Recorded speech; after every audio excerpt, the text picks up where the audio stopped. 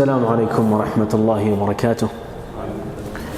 الحمد لله رب العالمين، وصل اللهم وسلم وبارك على المبعوث رحمة للعالمين نبينا وحبيبنا وقائد غر المحجلين، صلى الله وسلم وبارك عليه وعلى آله ومن سار على نهجه واهتدى بهداه واستنى بسنته إلى يوم الدين. وبعد، اللهم علمنا ما ينفعنا وانفعنا بما علمتنا وزدنا علما يا رب العالمين.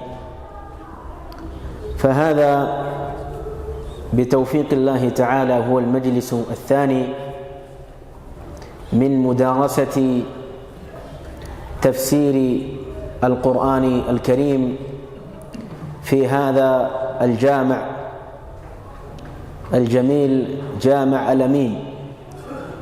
Hii ni majlis ya pili kwa uwezo Allah subhanahu wa ta'ala, tukifaidishana ndani yake na kuelimishana tafsiri ya Qur'ani tukufu.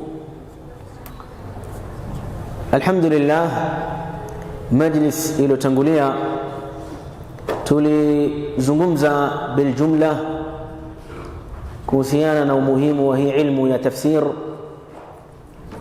na tukaona nafasi yake katika maisha ya Muislamu na ni kiasi gani Muislamu yatakikana an yahrisa fi fahmi kitabillahi tabaraka wa taala, kwamba yatakikana awe na himma na apupie kufahamu maneno ya Allah subhanahu wa ta'ala. Na tukaashiria kadhalika ya kwamba Qur'ani imeletwa kwetu ili kuwe minhaj, mfumo wa maisha yetu. Hii Qur'an haiwezi kuwa ni mfumo wa maisha yetu ikiwa hatufahamu yaliyoko ndani ya Qur'an. Tutakuwa kamathali alhimari yahmilu asfara, mfano wa punda tu ambeba mzigo, lakini ukimuuliza mbeba nini hafahamu. Lakini kupitia hizi vikao za khair biidhnillah ta'ala, huwa ni sababu, ahsanallahu ilayka habibi, huwa ni sababu ya watu kuweza kufahamu na kujua ilmu kama vile hii adhim. Biidhnillah ta'ala, leo tutaanza tafsiri ya suratu al-Fatiha, na kama tulivyoashiria mwanzo ya kwamba tutatumia tafsiri ya mwanachuoni Abdurrahman Nasir As-Saidi rahimahullah kwa sababu kadhaa ambazo tulizitaja, na ziada ya wafasiri wengine katika vitabu vingine. Lengo ni sisi kuweza kufahamu na kuweza kujua yale machache ambayo Allah subhanahu wa ta'ala atakuwa ametupangia kuyafahamu katika kitabu kama vile hii. Natoa wasia tatu takriban kabla hatujaanza darsa. Wasia wa kwanza, usikum bil ikhlas, na kuhusieni kutakasa nia yenu kwa ajili ya Allah subhanahu wa ta'ala. Wewe umekaa katika hii majlis, akhlis niyataka lillah, takasa nia yako kwa ajili ya Allah subhanahu wa ta'ala. Imam Ahmad rahimahullahu ta'ala alimwambia mwanawe Abdullah ibn Imam Ahmad, ewe mwanangu, an-niyya la ta'diluha shay, nia hakuna kitu yoyote ambacho kwamba itakuwa mithili ya nia, au al-a'mal la ya'diluha shay'un liman saluhat niyyatuh. Matendo haya uzito wake mbele ya Allah subhanahu wa ta'ala ni mkubwa sana kwa mtu ambaye kwamba atakuwa amefanya ikhlas kwa ajili ya Allah subhanahu wa ta'ala. Fa Allah bil ikhlas, tutakase nia yetu kwa ajili ya Allah subhanahu wa ta'ala, kuwa katika hii majlis kwa lengo la kupata radhi za Allah subhanahu wa ta'ala, ili uingie na wewe katika ahlul Qur'an alladhina hum ahlullahi wa khassatuh. Na wasia wa pili, alwasiyatu bitaqwa Allah tabaraka wa ta'ala, tausiana kumogopa Allah subhanahu wa ta'ala fi sirri wal alan, katika mambo yetu ya siri na mambo yetu ambayo kwamba tutayafanya watu wakiwa wanatuona, kwa sababu Allah jalla jalaluhu asema wattaqullah, muogopeni Allah subhanahu wa ta'ala, wa yuallimukumullah, na Allah subhanahu wa ta'ala atakufundisheni. Fala budda sisi tumuogope Allah jalla jalaluhu. Naam, kullu muslim yaktarifu al-akhta, kila muislam au kullu ibn adam yafanya makosa, lakini ingia katika hadithi ya mtume alayhi salatu wassalam aliposema wa khairul khata'ina at-tawwabun, waborao wale ambao kwamba wanakosea ni pale wanapokosea ufanya tauba. Na wasia watatu aljuhud wa almuthabara fi hadhihi ad-durus, kuwa na juhud na kulazimiana kwa kufanya subra katika hizi durus, kwa sababu mtu anapokuwa na subra na anapokuwa na juhud Allah subhanahu wa ta'ala anamfungulia ilmu. Barakallahu fikum haina umri maalum kwamba lazima ufike miaka kadhaa ndio uanze kutafuta ilmu, la. Ama ukiwa na umri kadhaa ndio Allah subhanahu wa ta'ala anakupea ilmu, la. Ilmu haina umri wala ilmu haina nasaba, kwamba kwa kuwa wewe nasaba yako ni nasaba nzuri utakuwa na ilmu, wewe nasaba yako ni mbaya hutakuwa na ilmu, la. Wala kadhalika ilmu haina wakati. Muda wowote ambao kwamba utaamua kutafuta ilmu, fanya ikhlas na fanya juhud, Allah subhanahu wa ta'ala atakunyanyua hata kama una umri mdogo. Allah subhanahu wa ta'ala atakunyanyua hata kama una umri mkubwa. Mmoja katika watu wanamwendea mwanachuoni Salih ibn Hamad al-Usaimi, anamwambia mimi nina umri mkubwa, je, umri gani yafaa nianze kutafuta ilmu? Naona kama vile mmechelewa. Anamwambia huo umri wako ulionao ndio umri sahihi wa wewe kuanza kutafuta ilmu. Uko na 40 years, uko na 50, huo ndio umri sahihi wa wewe kuanza ilmu. Na kama uko na miaka 5, miaka 10, huo ndio umri wako sahihi. Maa alilm, tutalazimiana na ilmu min almahdi ila allahd, kuanzia tukiwa watoto mpaka tukiingia katika makaburi yetu. فلا بد تونا جهد إن شاء الله، نتونا صبرا إلى الله سبحانه وتعالى أتوفكيه. أحسن الله إليكم. tuanza بإذن الله تعالى na shekhe katika kitabu yake ametanguliza mukaddima ambao una umuhimu sana, lakini kwa kuwa sisi lengo letu ni kufahamu hii ni Qur'an na pengine darsa si khasa za talabatul ilm, ni sote kwa ujumla, tutaanza moja kwa moja katika tafsiri ya suratul Fatiha na masaila ambayo Sheikh ameyataja katika mukaddima itakuwa tunanufaika nayo insha Allah katika majalis zetu. Qala rahimahullah ta'ala tafsiru surati al-Fatiha au tafsiru al-Fatiha wa hiya makkiyatun, tafsiri ya suratul Fatiha na sura kama hii imeteremka katika mji wa Makkah, Makki. Tutafsiri haya maneno ya mwanachuoni niliposema tafsir. Ma maana at-tafsir? Tafsiri maana yake ni nini? Ulama rahmatullahi ta'ala alayhim watuambia at-tafsir fi al-lugha al-kashf wal-bayan wal-idah. Tafsiri katika lugha ni kuweka kitu wazi na kukibainisha ili kuwe mtu anakiona kana kwamba hii ni Qur'an, yalikuwa ndani yake kuna maneno magumu ambayo kwamba hayako wazi kwa mmoja wetu. Pale anaposoma tafsir inamsaidia yeye kufahamu yale maneno ambayo kwamba yalikuwa ghamadha, yamefichika kwake yeye.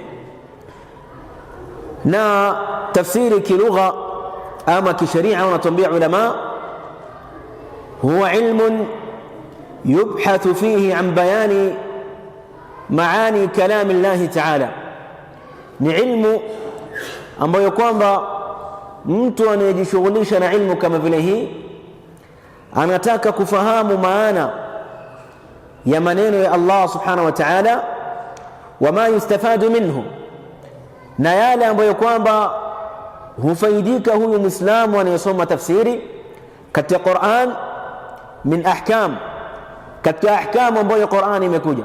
Allah subhanahu wa ta'ala anapoileta hii Qur'an kuna ahkamu amezileta. Sasa hizi ahkamu ili wewe uzifahamu labda ujue ilmu ya tafsir, lakini kadhalika wa hikam, na hikamu mbalimbali ambazo Allah subhanahu wa ta'ala amezibainisha, wa aqaid, na mambo ambayo kwamba yanafungamana na itikadi. Hiyo ndiyo Qur'an ama tafsir kwa lugha na kisharia. Na hii tafsir sisi tunasema tafsiru al-Qur'an. Ma maana al-Qur'an? Qur'ani ni nini? Muislamu inawezekana akawa yasoma Qur'ani kila siku, za Qur'an ni nini hajui maana yake. Ma maana al-Qur'an? Al-Qur'an ni neno ambalo kwamba latokamana na lugha ya Kiarabu na qaraa. Asli ya haya maneno wanatuambia watu wa lugha, aljam'u wadhamm, ni mtu kukusanya kitu, kana kwamba hizi hurufu za Qur'an ama hizi hurufu alhijab zilikuwa ni mutanathira, ziko tofauti tofauti, zikakusanywa katika pahali moja, kisha yale maneno yakaunganishwa na baada ya hapo yakawa Qur'anan. Na sharia ya watu wa ilmu kama vile hii wanatuambia Qur'ani maana yake ni kalamu Allah ta'ala, maneno ya Allah subhanahu wa ta'ala, almunazzalu ala Muhammadin sallallahu alayhi wa ala alihi wa sallam, ambayo yameteremshwa kwa Muhammad sallallahu alayhi wa ala alihi wa sallam. Hapa tuenda ndani katika maneno ambayo kwamba yanateremka kwa Allah subhanahu wa ta'ala, kutoka kwa Allah, yanaweza yakawa ni Qur'an ama yanaweza yakawa ni hadithi. Sasa tofauti huja wapi baina ya Qur'ani na hadithi?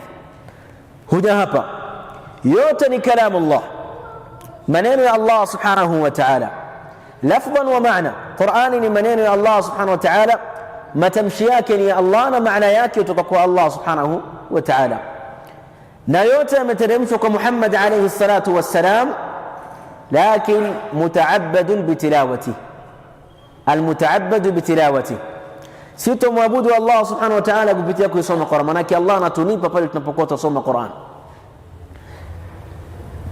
tofauti na hadith laysa mutaabbad biqiraati, isipokuwa mtu analipwa thawabu kwa ujumla, lakini Qur'an mtu yualipwa kama ilivyobainishwa na Allah subhanahu wa mtume alayhi salatu wassalam.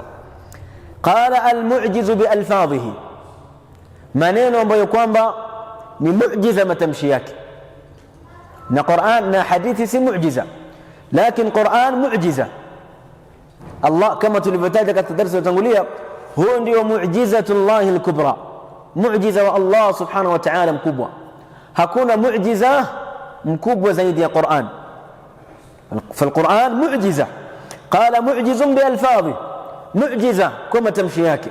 Ndio maana Waarabu walishindwa kuleta mfano wa hii Qur'an, na walikuwa ndani yao mabingwa wa lugha ya Kiarabu, watu ambao kwamba wanajua vizuri Kiarabu, watu ambao kwamba wamezoea kutengeza shi'r, lakini Allah subhanahu wa ta'ala fatahaddahum, akawa challenge wao kuleta mfano wa hii Qur'an na hawakuweza. Likadha mu'jizun بألفاظه. قال المنقول إلينا بالتواتر, Qur'ani hii imenukuliwa kwetu kwa tawatur. Tawatur ulama watuambia maana yake ni maneno ambayo kwamba ama hadithi ama maelezo yamepokelewa na watu zaidi ya 10 na kuendelea. Ikiwa wamepokea mmoja inaitwa ahad, ikiwa watu wawili ahad, watu watatu ahad, lakini Qur'an mutawatir, tumepokea kutoka kwa watu wengi. Falidhalika ikiwa ni mutawatir, yastahilu tawafuquhum ala alkadhib, ni ngumu hawa wapokezi wa hii Qur'an ama watu ambao kwamba wametusomea hii Qur'an ikawa ni warongo. Sababu unapata mtu mmoja yuko Nairobi amesoma aya hii, mwingine yuko Mombasa anasoma aya hii, mwingine yuko Garissa anasoma aya hii, mwingine yuko Malindi, kila mmoja yasoma vile vile, inkuja njia tofauti tofauti, ni ngumu kuwa kuna urongo ndani yake. Qala almaktubu fi almasahif, Qur'an ambayo kwamba imeandikwa ndani ya masahif, masahifi hizi ambazo kwamba tuko nazo, almabduu bilfatiha, inayoanza na suratul Fatiha, walmaktumu binnas, na humaliziwa na suratul Nas. Hiyo ndiyo Qur'an. Qur'an kisheria, maneno kama haya anaeleza Imam Suyuti rahimahullah ta'ala katika kitabu yake Al-Itqan fi ulumi al-Qur'an. Tayib, baada ya kuelewa tafsir maana yake kilugha na kisheria, na baada ya kuelewa Qur'an maana yake kilugha na kisheria, hii Qur'an iko na mpangilio ndani yake. Kuna ahruf, kuna harufi ambazo kwamba ziko ndani ya Qur'an, kuna ayat ziko ndani ya Qur'an, na kuna suwar ziko ndani ya Qur'ani, sura, na kuna arba', na kuna ahzab, na kuna ajza. Idadi ya sura za Qur'an biittifaq ziko sura 114 kuanzia katika suratul Fatiha mpaka katika suratu An-Nas. Ametaja ijma' ya ulama wakieleza kuwa Qur'ani iko na sura 114. Al-Imam Ibn Kathir rahimahullah ta'ala katika tafsiri yake asema ajma' al-ulama ala anna adada suwar al-Qur'an 114 sura, ziko sura 114. Idadi ya juzu ambazo, na mpangilio wa sura nani aliupanga? Alipanga Mtume alayhi salatu wassalam kupitia maelekezo ya Jibril alayhi assalam. Falidhalika idadi ya sura na mpangilio wake na mpangilio wa ayat, hii ni amru tawqifi, manake limepangiliwa na Mtume alayhi salatu wassalam kupitia mafundisho ya Jibril alayhi salam, na la shaka Jibril anatoa mafundisho yake kwa Allah subhanahu wa ta'ala. Idadi ya ajza ambazo kwamba ziko ndani ya Qur'an ni 30 juz'an, ziko juzuu 30. Idadi ya juzuu ambazo kwamba ziko ndani ya Qur'an ni 30 juz'an. Ni nani ambaye kwamba alipanga hizi juzuu 30? Na ni nani ambaye kwamba alipanga hizi ahzab?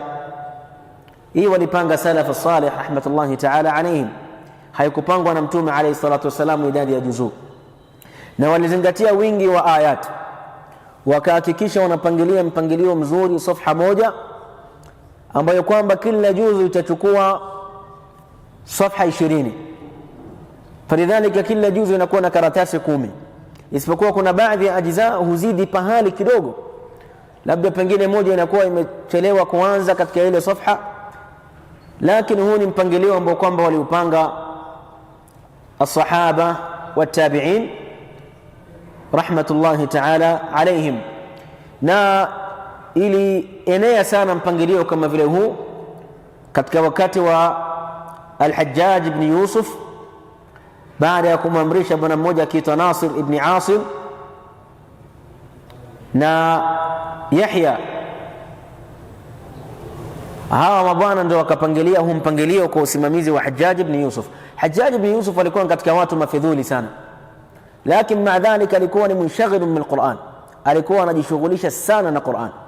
Huyu bwana aliua watu wengi sana, alikuwa ni muovu sana, lakini katika mambo yake ambayo kwamba mpaka leo pengine ni khairi zake yatajwa, hii ni Qur'ani, tunaona leo sisi leo tupangiliwa.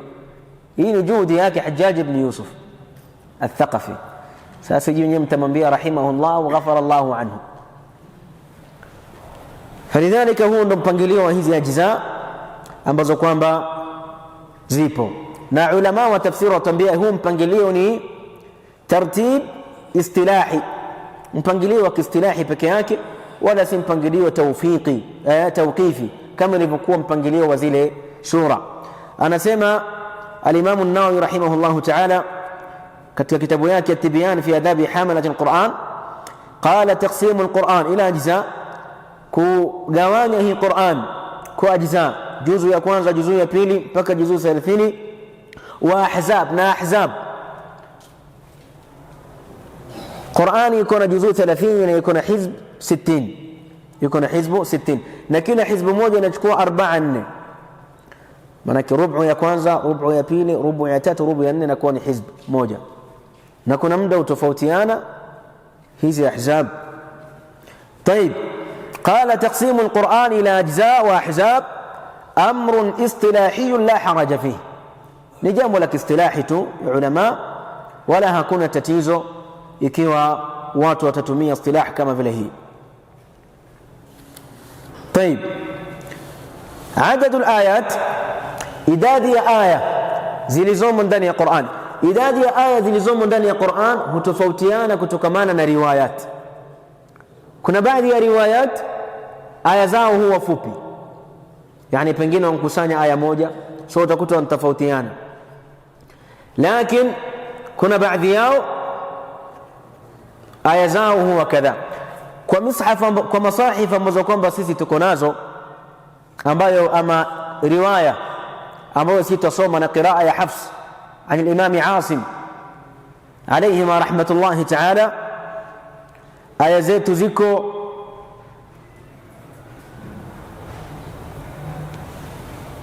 6236 آيات. أنتاج الإمام الداني رحمه الله تعالى قال عدد آي القرآن عند أهل الكوفة, idadi ya aya za Qur'ani kwa watu wa Kufa ambao walikuwa kutumia qiraa ya Hafs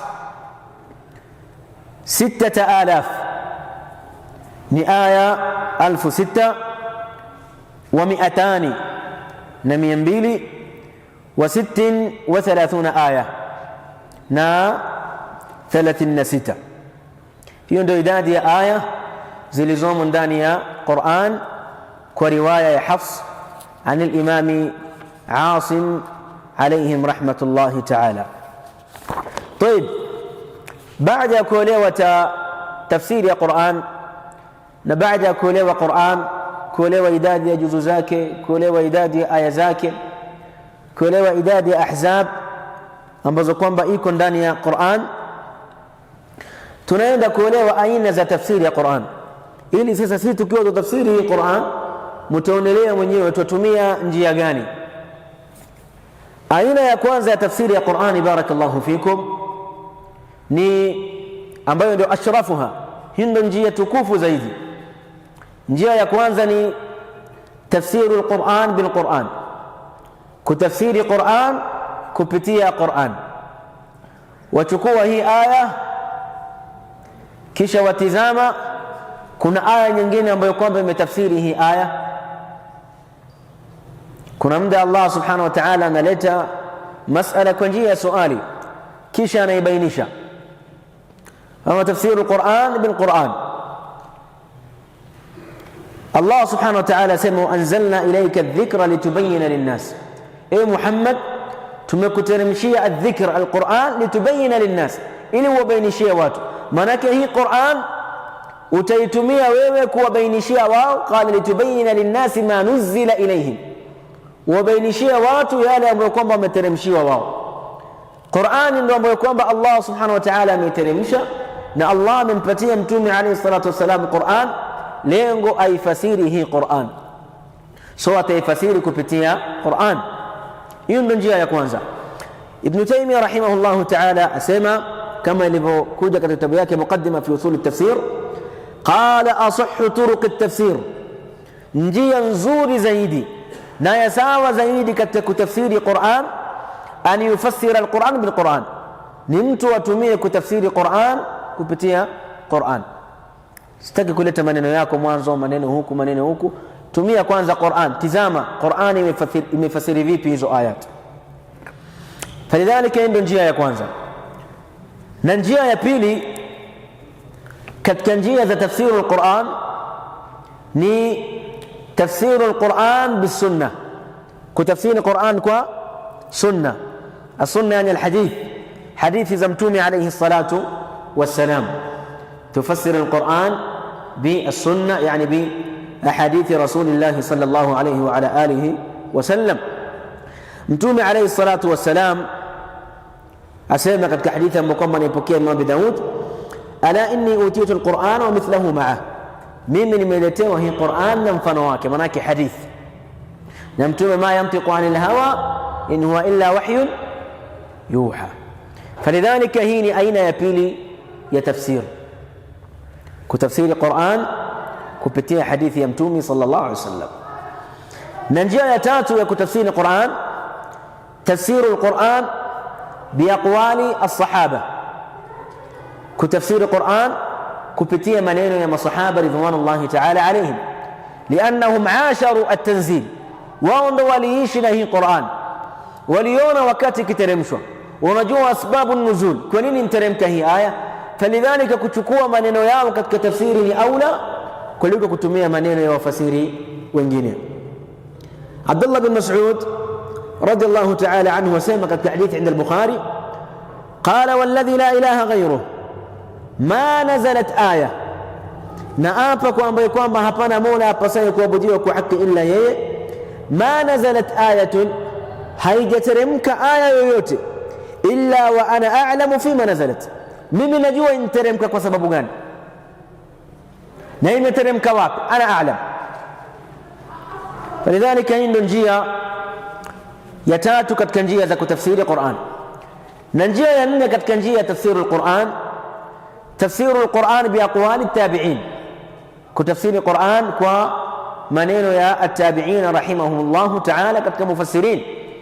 Anasema al-Imam Mujahid rahmatullahi ta'ala alayhi, akinukuliwa na Imam al-Qurtubi na Imam at-Tabari rahimahullah, qala aradtu al-mushaf ala ibn Abbas, mimi nilisoma hii Qur'an kwa Abdullah bin Abbas, aya moja baada aya nyingine, thalatha aradat, mara tatu. Manake naanza alhamdulillahi rabbil alamin, maana yake ni kadha kadha kadha. Umenambia hivyo Abdullah bin Abbas? Abdullah bin Abbas anamwambia ndio. Mara ya kwanza akaisoma Qur'ani tafsiri yake, mara ya pili na mara ya tatu. Tizama hifdhi walikuwa nayo hawa salaf katika kusoma. Tumuomba na sisi Allah subhanahu wa ta'ala tufikishe hapo. Falidhalika, kwa kuwa hawa wanawachuoni wameijua vizuri tafsir, ni ahra sisi tutumie maneno yao katika tafsiri Qur'an. Na njia ya tano ya kutafsiri Qur'an, ambayo hii njia aslan iko na makula at-tafsiru bil-ra'i, kutafsiri Qur'ani kwa rai, kwa rai, lakini ar-ra'yu al-mahmud, rai ambayo kwamba ni nzuri na mara nyingi inakuwa mubanna ala lugha. Mtu anatafsiri Qur'an kutokamana na lugha ya Kiarabu inavyoelekea. Je, Waarabu mara nyingi ili neno walitafsiri vipi?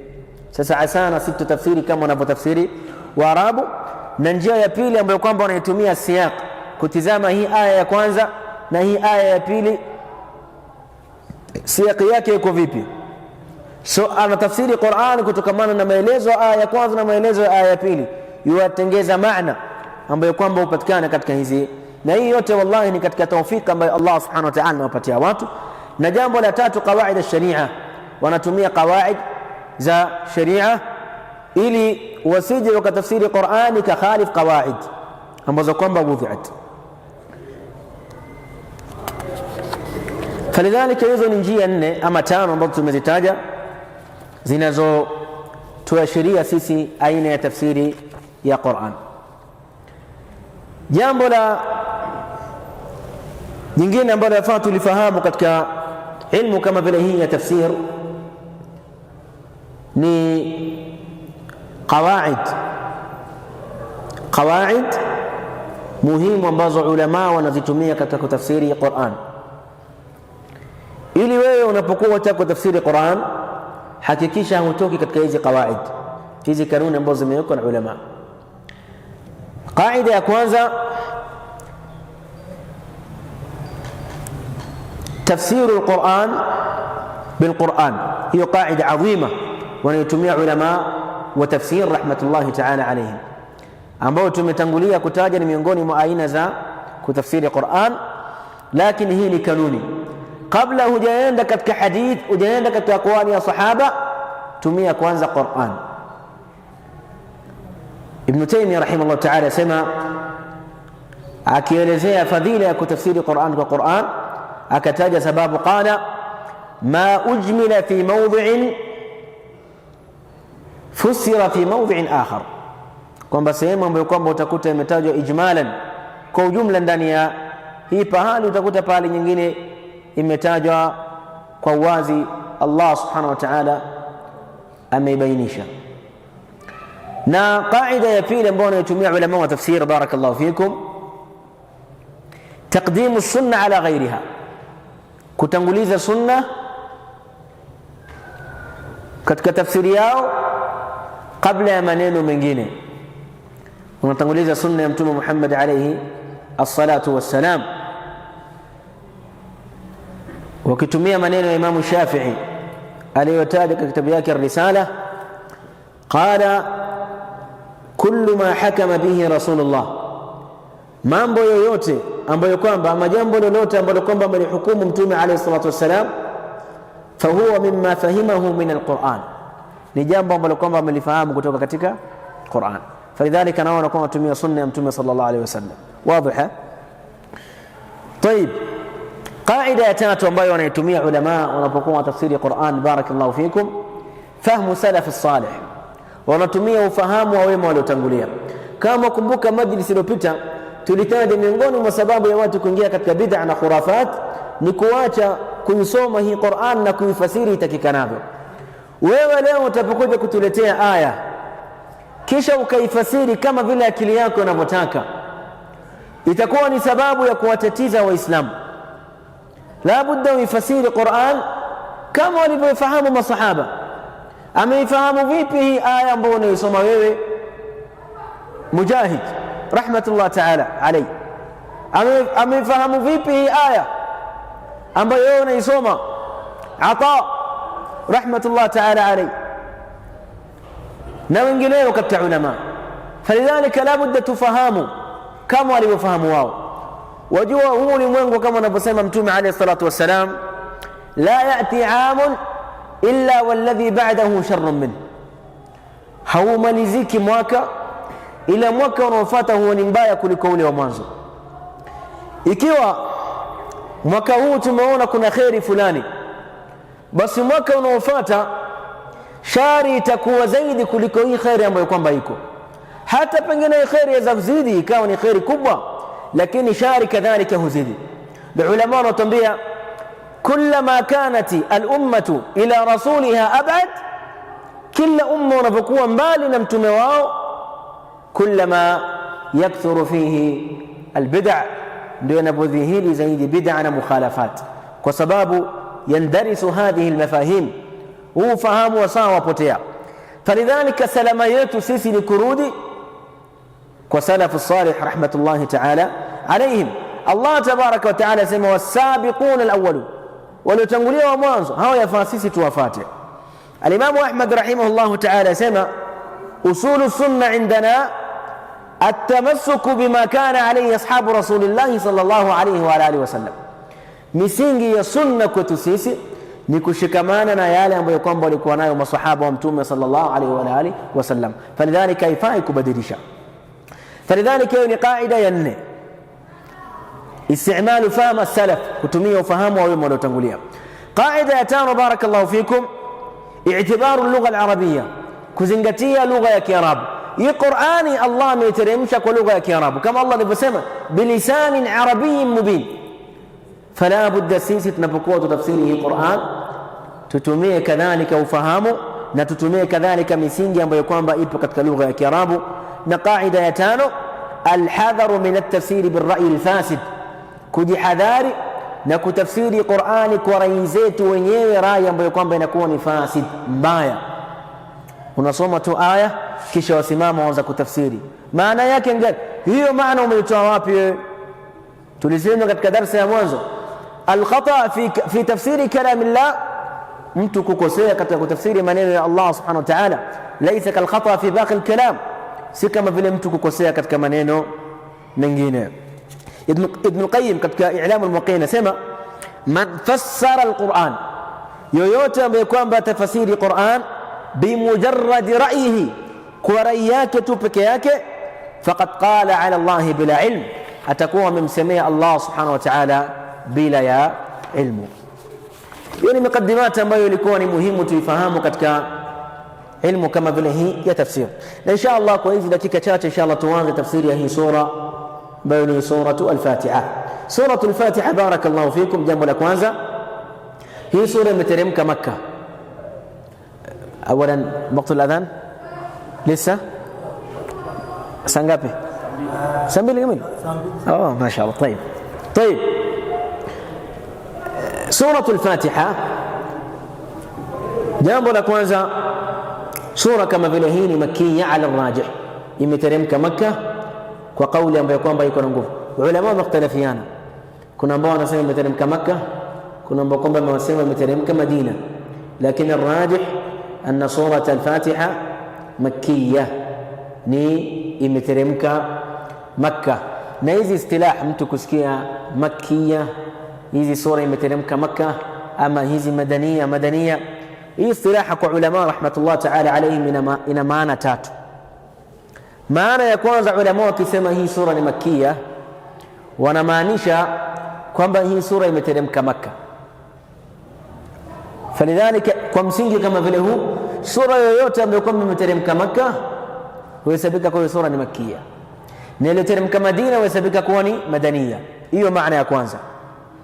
Na istilahi ya pili, wanaposema makkiya au madaniya, humaanisha jambo la kwanza, wanaposema makkiya wanamaanisha ni sura ambayo kwamba imeteremka kabla al-hijra. Sasa sura yote ambayo imeteremka kabla ya Mtume sallallahu alayhi wa alihi wasallam kutoka Makka kwenda Madina, hii sura yasabika kuwa ni makkiya. Na sura ambayo kwamba imeteremka baada ya hijra ya Mtume alayhi salatu wassalam huyasabika kwa hiyo sura ni madaniya, sura ya Madina. Hata kama imeteremka Makka itasabika kuwa ni ya madaniya kwa sababu imeteremka baada ya hijra Mtume alayhi salatu wassalam. Na maana ya tatu ya sura wanaposema hii ni makkiya au madani, ni wanaposema makkiya na makana khitaban li ahli Makka, ni ile sura ambayo kwamba inakuwa khitabu yake imezungumzisha watu wa Makka. Na alama zake unapoona ya ayuha nnas, mara nyingi inakuwa ni sura ya makkiya, ama unapotajwa washirikina ama inapotajwa visa, hizi mara nyingi huwa ni sura za makkiya. Na sura ambayo kwamba nazala khitaban li ahli al-Madina, manake khitaban lilmuslimin, imeteremka ikiwa ikizungumza na Waislamu, sababu Madina, Mtume baada ya kuhamia Madina ilikuwa tayari watu washapokea Uislamu, washakubali Uislamu, lidhalika wakawa wanateremshiwa ahkam. Falidhalika aya nyingi ambazo kwamba zimeteremka Madina ama sura nyingi ambazo kwamba zimeteremka Madina ni sura za ahkam, zinabainisha hukumu ya kitu fulani, hukumu ya kitu fulani, masala. Falidhalika ndio maana tatu ya sura za makkiya madaniya. Maana ya kwanza tumesema nini? Sura za makkiya maana yake zimeteremka Makka, na sura za madaniya zimeteremka Madina. Maana ya pili, sura za makkiya zimeteremka kabla ya hijra, na madaniya zimeteremka baada ya hijra. Maana ya tatu ni sura za makkiya maana yake zilikuwa zikizungumza na watu wa Makka ama walikuwa wakielezewa watu wa Makka, na sura za madaniya ilikuwa ni khitab za ahli al-Madina. Ni muhimu Muislamu akiwa uko na kalamu yako na peni waandika. Warabu wasema al-ilmu saydun wal kitabatu qayduhu qays suyudaka bil hibali al-wathiqi famin al-hamaqati an tasida ghazalatan wa tad'aha bayna al-khalaiq taliqi. Ilmu hii ni kama vile mtu ameenda katika forest, aenda kuwinda kitu kama gazan. Hii ndio ilmu. Wewe uko hapa wataabika, imagine hii maalumat wataabika, hada hakadha taab. Lakini kuandika ndio kamba unaifunga sasa, ile unaweka lock, ni haingii akilini. Ukaenda zako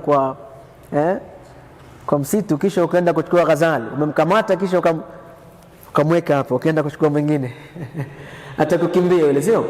Lidhalika ni ahsan mtu akawa na yuqayyid almalumat. Na ndio ilikuwa sifa ya ulama rahmatullahi ta'ala alayhim na salaf as-salih rahmatullahi ta'ala alayhim. Sheikh Hassan al-Banna, mmoja katika wanachuoni wakubwa wa ahli sunna, akiitwa Sheikh Hassan ibn Abd al-Wahhab al-Banna, akiwa na umri mkubwa, anaonekana yuenda katika darasa ya mmoja katika wanafunzi wake, anakuja yoketi katika darsa, ala sabili almithal, sheikh mkubwa yuaje wakati hapa, kisha naye pia yuandika, wajiuliza yuandika nini kwa wanafunzi wake. Lakini hadha huwa alilm, falidhalika ni bora mtu kaona nukulu hizi fawaid. Falidhalika hizo ndo maana wanapokusudia ulama sura za makia na sura za madania. Jambo la pili, baada ya kuelewa kuwa hii sura imeteremka Makkah kwa ijma' ya ahlul ilm, na ijma' ametaja al-Imam Ibn Kathir, qala suratul Fatiha bila khilaf, sura Fatiha bila khilaf ni sura ambayo kwamba imeteremka Makkah. طيب, idadi ya sura kama vile hizi, kama vile hii idadi ya suratul Fatiha, idadi ya aya zake, idadi ya aya zake ni aya 7 biittifaqi alulama, idadi yake ni aya 7, ulama wamekubaliana, na ndiyo sura kubwa zaidi katika Qur'an. Na kwa nini ni aya 7? Mtume Allah subhanahu wa ta'ala ameeleza, nitakuja kuelewa baadaye, kuna khilaf katika basmala. Allah subhanahu wa ta'ala sema walaqad atainaka 7 min almathani, 7. Ulama sema Allah sema 7 anakusudia suratul Fatiha kwa kuwa aya zake iko 7. Ndio Ibn Kathir asema qala as-sab'u al-mathani hiya suratul Fatiha bila khilaf wa hiya 7 ayatin biittifaq al-ulama, ni sura ambayo kwamba iko na aya 7 kwa ittifaqi ya wanawachuoni. Jambo la pili, majina ya sura kama vile hii, majina yake. Qala asma'u surati al-Fatiha, majina yake ina majina mengi suratul Fatiha, na ulama watuambia ukiona kitu ina majina mengi, inma yadullu ala sharafi al-musamma, inadulisha juu ya utukufu wa ile kitu ambayo kwamba yaitwa. Falidhalika kwa suratul Fatiha ina majina mengi, maana yake kwamba hii sura ni katika sura tukufu zaidi. Katika majina yake, barakallahu fikum, jina la kwanza inaitwa al-Fatiha, ambalo ndio jina maarufu, inaitwa al-Fatiha, suratu al-Fatiha. Kwa nini imeitwa suratu al-Fatiha?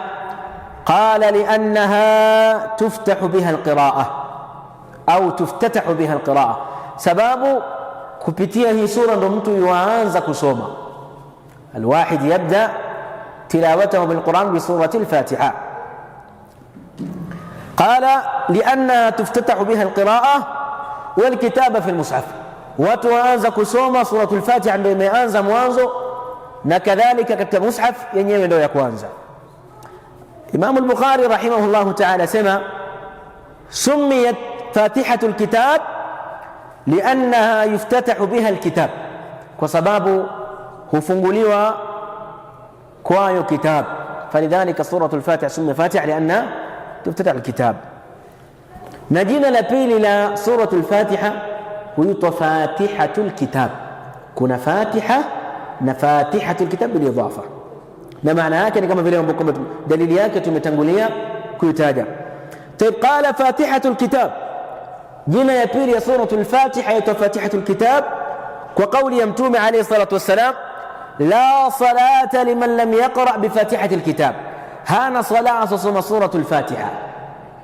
Fatihatul Kitab, tumekasema Fatihatul Kitab fathabata ismuha, fathabatat ismuha, likathibiti jina lake kwamba inaitwa Fatihatu al-Kitab. Na jina la tatu la suratul Fatiha inaitwa Ummul Quran, inaitwa mama wa Quran, inaitwa Ummu al-Quran. Qala sallallahu alayhi wasallam alhamdulillahi rabbil alamin hiya Ummul Quran, alhamdulillah rabbil alamin hiya ndo mama ya Quran. Imeitwa mama ya Quran kama tutakuja kuona, sababu suratul Fatiha imekusanya kila kitu ndani ya Quran. Yani hizi sura nyingine zote unaweza kuifasiri kupitia suratul Fatiha. Ukienda kwa baadhi ya ulama ambao wanafasiri Quran, baadhi yao utakuta wamekaa miaka mingi, sababu wengi wao wanakuwa lengo lao si kumaliza kusoma Quran, lengo lao ni watu kufahamu. Suratul Fatiha waweza kuitafsiri kwa Qur'ani nzima, kwa sababu utataja tauhid ndani yake. Ukianza labda bismillahir rahmanir rahim ala sabili almithal, uanze kutaja jina arrahman, jina la arrahim, utaja madlulati yake, kila kitu utaja ndani yake, utaja ibada ndani yake, utataja sala, saum, zaka, kila kitu. Ukisema ihdina siratal mustaqim siratal ladhina an'amta alayhim, utataja watu wema, visa vya watu wema vote utavitaja. Ukisema ghairil maghdubi alayhim waladdallin, hawa maghdubi alayhim waladdallin, visa vya watu waovu wote utavitaja. Ushamaliza tayari Qur'an, sio? فلذلك تسمى فاتحة أم القرآن. حديث inapokea Imam Tirmidhi. Na katika majina yake kadhalik jina la nne inaitwa Ummul Kitab, inaitwa Ummul Kitab. Qala sallallahu alayhi wa alihi wasallam Ummul Kitab hiya as-sab'ul mathani. Ummul Kitab hiya as-sab'ul mathani, yani hiya suratul Fatiha. Na jina la tano ni as-sab'ul mathani, inaitwa as-sab'ul mathani. Kwa nini imeitwa as-sab'?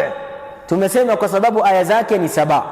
Imeitwa as-sab' al-mathani kwa sababu aya zake ni saba, na imeitwa al-mathani liannaha tuthanna fi as-salah, sababu hurudiwa wakati wa sala.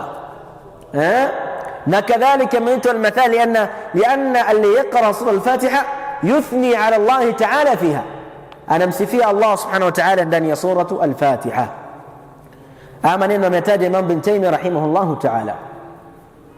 Mtaona kwa nini na jaribu kila nikitaja maneno niegemeze kwa wanawachuoni, kwa sababu sisi bado talabatul ilm, isije ikafikia tukawa watu tafsiri Qur'ani kwa maneno yetu.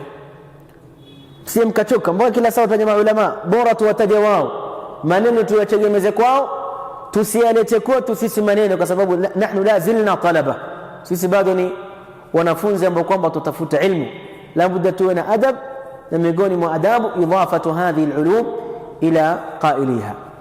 طيب, na jina la sita katika majina ya Qur'an inaitwa al-Qur'anul Azim.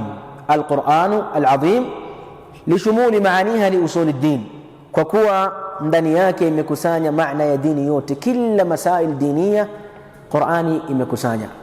Na jina la saba katika majina ya suratul Fatiha inaitwa ash-Shafiyah au ar-Ruqyah, tiba ama ruqyah.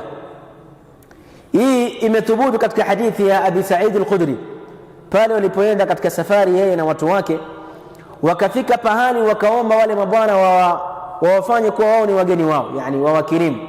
Wale jamaa wakakataa. Kina Abi Sa'id wakaenda pahali wakatulia, yule mkubwa wa ile kijiji akaumwa na nyoka. Wakaenda kuwaita kina Abi Sa'id al-Khudri waje wawasaidie. Alipofika pale Abi Sa'id al-Khudri akawashurutisha wao kutoa kiasi kadhaa, kisha akamsomea suratul Fatiha. Pale aliporudi kwa Mtume alayhi salatu wassalam, baada ya kumwelezea ile kisa, Mtume akamwambia wama yudrika annaha ruqyah, unjua vipi kwa suratul Fatiha kwa ni ruqyah? Paka akamsomea huyo mtu. Sa'id alipomsomea yule bwana, ile Abi Sa'id alipomsomea yule bwana ile suratul Fatiha, yule bwana akapoa, ile maumivu ya nyoka yote yakaisha. Tunasema na mimi nikiumwa nyoka pia nikasoma suratul Fatiha, ukienda kufanya kwa kumtesti Allah subhanahu wa ta'ala hutapona, lakini ukifanya kwa yaqeen tapona. Falidhalika hii ni qissa maarufa na katika majina ya suratul Fatiha. Nadhani tupishe adhana insha Allah kisha tuendelee, muda umefika, si ndio? Mashaallah. Naam, tukiendelea baada kumaliza kujua majina ya suratu al-Fatiha ambayo tumetaja majina takriban 7 ama naam, majina 7. Sasa tunaenda kuangalia fadhila ya hii sura, ili Muislamu anapokuwa yuwasoma na akaelewa fadhila yake, itampelekea yeye kujitahidi kuweza kuielewa vizuri. Jambo la kwanza katika mambo ambayo kwamba yanajulisha juu ya fadhila hii sura, annaha hiya a'zamu suratin fi al-Qur'an. Hiyo ndio sura tukufu zaidi na adhimu zaidi ndani ya Qur'an. Kwa maneno ya Mtume alayhi salatu wassalam, hadithi inayopokea Imam al-Bukhari, qala sallallahu alayhi wa ala alihi wasallam Abi Sa'id bin Mu'alla, la uallimannaka a'zamu suratin fi al-Qur'an. Mtume alimwambia bwana, nitakufundisha wewe sura adhimu zaidi ndani ya Qur'an. Na baada hapo akamwambia alhamdulillahi rabbil alamin, akamwambia hi sab'ul mathani wal Qur'an al-azim alladhi utitu. Falidhalika hii ndio sura tukufu zaidi ndani ya Qur'an. Jambo la pili katika mambo ambayo kwamba yanajulisha juu ya ubora wa hii sura, annaha rukn min arkani as-salah. Suratul Fatiha ni nguzo katika nguzo za sala. Ikiwa mtu ataswali na hajasoma suratul Fatiha, basi sala yake ni batil, sala yake haiko. Ukiswali hujasoma suratul Fatiha, sala yako haiko. Mtume alayhi salatu wasalam asema la salata liman lam yaqra bi fatihatil kitab, hana sala yule ambaye kwamba hatasoma fatihatul kitab ambayo ni suratu al-Fatiha. Na hadithi ni muttafaqun alayhi. Imam an-Nawawi rahimahullah ta'ala sema fihi dalilun, katika hii hadithi fihi dalilun ala wujubi qira'ati al-Fatihati fi kulli rak'ah, kuna ulazima, tukiangalia haya maneno na tuashiria ulazima wa kusoma suratul Fatiha katika kila rakaa. Ametaja katika kitabu yake Minhaj akisherehesha Sahih Muslim. Na kadhalika miongoni mwa fadhila za hii sura ni kwamba hii sura ni shifa na rahma. Hii sura ni tiba. Allah subhanahu wa ta'ala asema munazzilu min al-Qur'an ma huwa shifaa'un wa rahma. Na tumetangulia kutaja kwamba kuna bwana mmoja alisomewa hii sura ikawa ni sababu ya yeye kupona. Mtume alayhi salatu wasalam wasema ما أنزل أو ما أنزل الله في التوراة، الله هاجترمش ndani توراة ولا في الإنجيل ولا كتك إنجيل مثل أم القرآن، سورة عظيم زيدية أم القرآن بين سورة الفاتحة. طيب hapo itakuwa tumemaliza kusoma suratu muqaddima katika hii suratu al-Fatiha. Tutazamia isti'adha, nadhani time itakuwa imetupa mkono biidhnillah ta'ala, tutakomea hapo. Isti'adha ni nini? Isti'adha nkusemaje? Qul huwallahu ahad. Hii istilah, sema ukisikia isti'adha maana yake nini?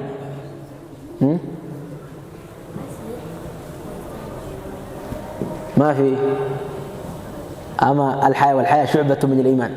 استعاذة لك يا رب مناكن قسم أعوذ بالله من الشيطان الرجيم. ناني شيء كيون استعاذة كالقرآن.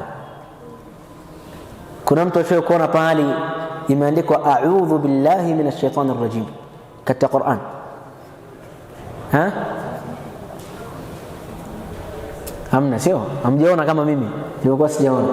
Nimeuliza pengine kuna mwenzetu ashayeona isti'adha. Isti'adha ni kusema a'udhu billahi minash shaitanir rajim.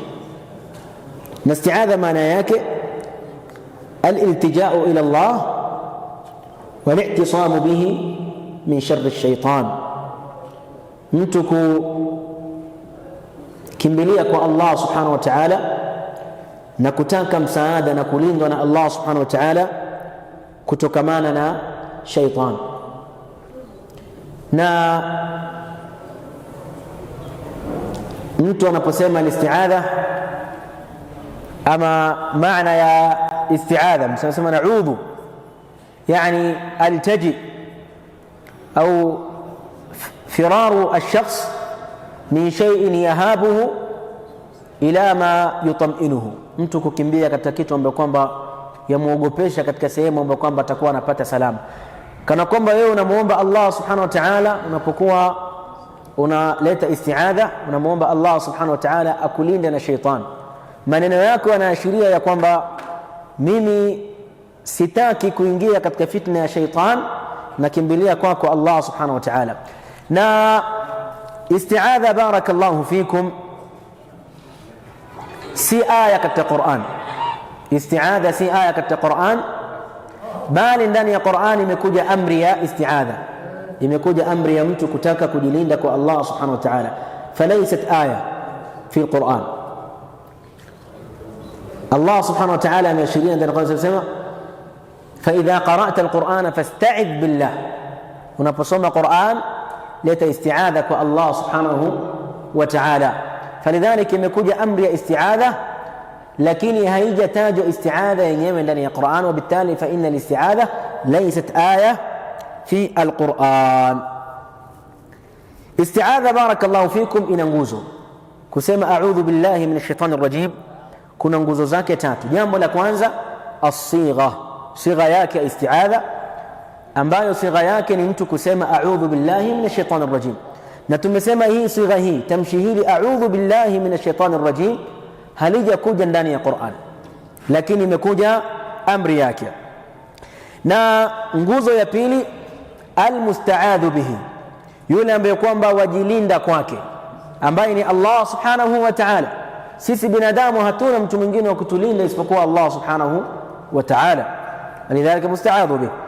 Na jambo la tatu almusta'adhu minhu, kile kitu ambacho kwamba unajilinda kwa Allah subhanahu wa ta'ala, Allah kulinde kwa shari zake, ambayo ni ash-shaytan. Ibn al-Qayyim rahimahullah ta'ala sema al-isti'adha laysat biqur'anin lafdhuhu, isti'adha tamshi yake ili tamshi la a'udhu billahi minash shaitanir rajim si Qur'an, walam tuktabu fil masahif, wala haijaandikwa katika masahif, walakin warada al-amru bil isti'adha, imekuja amri ya mtu kufanya isti'adha ndani ya Qur'an. Falidhalika leo biidhnillah itakuwa tumeangazia taarifu ya tafsir na taarifu ya Qur'an, tukaangalia idadi ya sura za Qur'an na idadi ya ajzai zake na ayat, na tukaangalia aina ya tafsiri ya Qur'an, na kadhalika tukaangalia suratu al-Fatiha utangulizi wake ambao tumetaja majina yake, tukatambua kuwa majina yake ni 7, tukataja fadhila yake, na kadhalika tukataja al-isti'adha au tukataja al-isti'adha. Na insha Allah katika halqa ijayo biidhnillah ta'ala tutaanza katika basmala. Tunamuomba Allah subhanahu wa ta'ala bimannihi wa karamihi أن يجعلنا من الذين يستمعون القول فيتبعون أحسنه. اللهم اجعلنا من أهل القرآن الذين هم أهلك وخاصتك. اللهم كما جمعتنا في هذه البقعة المباركة فاجمعنا في دار كرامتك مع نبيك محمد صلى الله عليه وعلى آله وسلم. وصل اللهم على سيدنا محمد وعلى آله وصحبه أجمعين. والسلام عليكم ورحمة الله وبركاته.